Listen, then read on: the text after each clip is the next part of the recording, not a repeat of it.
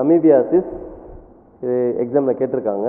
Entamoeba ஹிஸ்டோலிட்டிக்கான ஒரு amoeba இல்லை, அமீபாவோட இன்னொரு ஸ்பீஷிஸ். அது வேற ஒரு இது. அமீபா வேற, எண்டமீபா வேற. இதுவும் வந்து டிசென்ட்ரி காஸ் பண்ணுது, அமீபிக் டிசென்ட்ரி ஒன்று. இதுவும் வந்து ட்ரீட்மெண்ட் எடுத்துக்கணும் சரியா, இல்லைன்னா நமக்கு உயிருக்கு ஆபத்தாகிறதுக்கு வாய்ப்பு இருக்குது.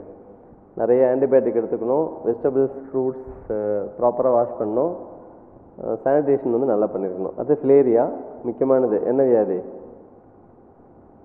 இது?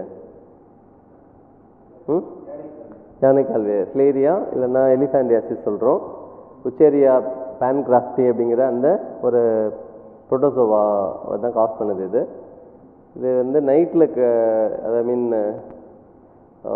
ஏடிஸும் கிடைக்குது, கியூலெக்ஸ் ஃபீமேல் ஏடிஸும் பரப்புது, கியூலெக்ஸும் பரப்புது. இதுவும் அதே மாதிரி தான். இதுக்கும் ட்ரீட்மெண்ட் இல்லை. பட் இமீடியட்டாக பார்த்தா ஓரளவுக்கு க்யூர் பண்ணலாம். லிம்ஃபை அஃபெக்ட் பண்ணுது, மற்றதெல்லாம் வந்து பிளட் அஃபெக்ட் பண்ணுது. இது வந்து என்ன பண்ணுது, அந்த லிக்விட் கலர்லெஸ் லிக்விட் வருதுல்ல, அதை அஃபெக்ட் பண்ணுறதால தான் கண்ட்ரோல் பண்ண முடியாமல் போயிடுது. லிம்ஃப் நோடு அஃபெக்ட் பண்ணுறதால இது இந்த மாதிரி ஒரு டிசீஸ் வருது.